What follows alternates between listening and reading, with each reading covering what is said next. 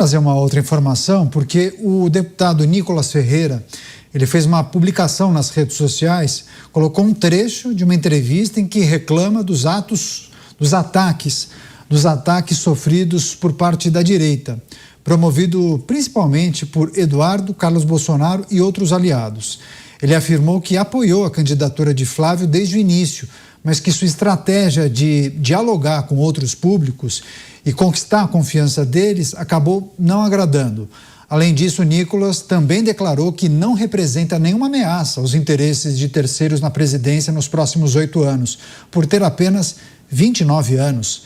Depois, o parlamentar subiu o tom e afirmou que a própria direita está fazendo o trabalho sujo que a esquerda sempre fez e que revelou a Jair Bolsonaro tudo o que está acontecendo. Por fim, Nicolas afirmou, sem citar Eduardo e seus pares, que tudo o que fizer nunca será suficiente, pois o que eles querem é subserviência, dizendo que não é escravo de ninguém, a não ser de Cristo. Deixa eu passar para o Dávila para fazer uma leitura e interpretação dessa manifestação, me parece muito sincera, de Nicolas Ferreira, expondo um mal que acontece em parte da direita, né? As críticas que são feitas de alguns para a atuação de Nicolas Ferreira e ele abrindo isso. Você, Dávila? A atuação de Nicolas Ferreira mostra a sua maturidade política e este diálogo que ele acabou espelhando na entrevista mostra que foi o que deve ter causado Jair Bolsonaro a escrever a tal da carta para acabar com as divisões dentro da direita, as picuinhas dentro da direita, porque, como bem disse Nicolas Ferreira, estão todos trabalhando em torno de um objetivo comum, que é tirar o PT e Lula do poder. Segundo, tem que parar com essa paranoia, essa visão paranoica de ver qualquer pessoa que tem destaque como uma ameaça ao poder. Não, ao poder, principalmente nesse caso aí da família Bolsonaro. Não tem nada de ameaça, como bem disse o Nicolas. Estamos todos unidos em torno de uma causa. A causa é vencer as eleições em 2026. Assim, mas não pode minar Nicolas, minar Tarcísio de Freitas. Nós precisamos de todos eles. Nós precisamos de Nicolas, nós precisamos de Tarcísio, nós precisamos de todo mundo para vencer esta eleição, que é jogar contra um presidente que vai disputar a 4ª eleição e tem a máquina na mão. É preciso disciplina, é preciso objetividade, é preciso seriedade e menos picuinha. E isto retratou mais uma vez a enorme maturidade política do deputado Nicolas Ferreira. Falávamos sobre uma espécie de um desabafo feito por Nicolas Ferreira nas redes sociais, expondo uma situação que ele entende como maléfica para essa união da direita, mencionando inclusive as críticas sofridas por ele, por Eduardo e Carlos Bolsonaro. E aí ele menciona algo que eu acho que eu vou passar inclusive para o Mota, pegando esse gancho, essa análise de Nicolas Ferreira, que a direita, ou parte da direita, algumas pessoas da direita estariam fazendo o mesmo trabalho sujo da esquerda, né, de políticos da esquerda.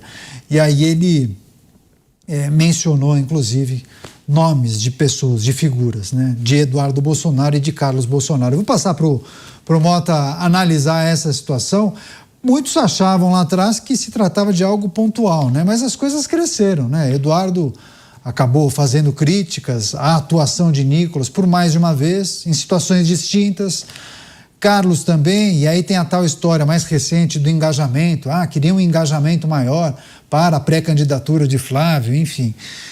Mota, o que podemos considerar a partir desse desabafo de Nicolas Ferreira? Só recebendo a Rede Jovem Pan, todos aqui com a gente em Os Pingos nos Is, Nicolas Ferreira subindo o tom, fazendo um desabafo nas redes, dizendo que a direita estaria fazendo o mesmo trabalho sujo da esquerda. Você, Mota? O Nicolas não é só um fenômeno de comunicação, de articulação, de clareza. Ele também tem uma visão clara de estratégia política. Ele está defendendo um trabalho de time, onde cada um tem sua habilidade e sua mensagem. Você não faz um time de futebol colocando todo mundo como atacante. E olha que eu não entendo nada de futebol. Mas eu sei que se você botar os 11 jogadores para ser goleiros, não vai dar certo. Você não faz um grupo político ou um projeto de poder vitorioso com clones, onde todo mundo se comporta do mesmo jeito, fala do mesmo jeito, usa a mesma roupa. Eu vi nas redes sociais, incrivelmente, pessoas brigando por causa da cor da camiseta. Isso está acontecendo. Uma palavra mal colocada numa postagem e aí a pessoa já é acusada de não ser mais de direita. Tem fiscal de like nas redes sociais. Tem gente que passa o dia inteiro para ver onde você deu like ou quem você está seguindo. Olha, o Brasil está passando por uma situação difícil, as pessoas estão frustradas ao cubo, há muito tempo que se acumula a indignação, é muito difícil ver uma saída. Então é natural que as pessoas fiquem tensas, fiquem ansiosas por uma resposta rápida. Mas a resposta rápida não virá. O caminho para o Brasil sair da situação atual vai exigir muito esforço, vai exigir muita coragem e vai exigir um trabalho de time onde cada um tem o seu papel. Alguns vão ser os maus, vão ser os agressivos, vão colocar os pingos nos is.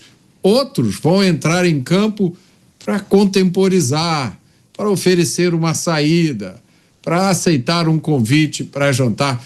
É assim que as coisas funcionam. Não existe uma agência certificadora de direita. Ninguém tem o monopólio da verdade em lugar nenhum, muito menos na direita. Direita é variedade. Direita é diversidade. O único requisito do qual você não pode abrir mão, se você é de direita, é rejeitar o pensamento de esquerda, o pensamento socialista, o pensamento coletivista, esse pensamento que quer pegar a sociedade e dividir em inúmeros grupos e botar os grupos para brigar uns com os outros. Esse é o pensamento marxista. É o pensamento que acha que as soluções têm que vir todas do Estado, que o Estado é que tem que dizer como é que nós vamos viver. Sim. Direita não tem nada a ver com isso. Direita é variedade, direita é independência, direita é liberdade. A última coisa que alguém de direita deveria fazer é gastar o seu tempo fazendo patrulhamento político dos seus amigos. Pois é, certa vez nós falávamos sobre o PL, viu, Bruno Moza? Falávamos sobre o PL e aí o Dávila disse que o PL acabou se dividindo, né? Hoje em dia tem o PL Bolsonaro, tem uma parte que é devota e só responde às determinações de Bolsonaro, hoje em dia por interlocutores, né? E a parte mais centrão do PL que segue a toada de Valdemar Costa Neto. Não se corre o risco esse desenho se ampliar para a direita, Musa? Ter a parte da direita Bolsonaro e a parte da direita mais independente, ou que siga talvez os seus próprios partidos, ou suas próprias lideranças? Eu acho que sim, Caniato. Lembre-se, no Brasil até o passado é incerto, né? Quem dirá ainda mais o futuro. Mas que eu espero que, como eu mencionei, o risco sempre existe, mas eu espero que eles tenham uma cabeça pensante, uma estratégia muito mais alinhada, entendendo o que nós queremos com isso. O que essa suposta ala mais alinhada ao centrão, ou seja, o Valdemar Costa Neto, quer. Ela quer chegar ao poder, realmente ter mais protagonismo do próprio partido, enfim, com tudo que envolve você comandar o país e tudo que é parasitar em cima do orçamento público, do que quer que seja. Claro que provavelmente em muito menor grau do que acontece hoje, mas de qualquer maneira, ou menos escancarado. Mas de qualquer maneira que tenha uma estratégia, cabeças pensantes dizendo o que queremos, seja a ala ligada ao centrão, ou seja a ala ligada mais ao Bolsonaro, que há um interesse mais importante em comum, que é ganhar essas eleições. E aí sim, a partir lá de dentro, você comandar da forma como cada um achar melhor e conduzir. Mas há um objetivo importante entre eles, há um ponto de conexão entre cada uma dessas áreas. E que essas comunicações sejam muito bem alinhadas da porta para dentro, em volta de uma mesa e muito bem arquitetada. Porque, de novo, os números se mostram favoráveis. Na minha opinião, muito mais favoráveis do que estavam em 2022. Você já tem nomes mais sólidos que podem concorrer dentro de um primeiro turno e que eles se aglutinem em torno do nome no segundo turno. Está muito mais claro, está muito mais fácil, a matemática está jogando a favor.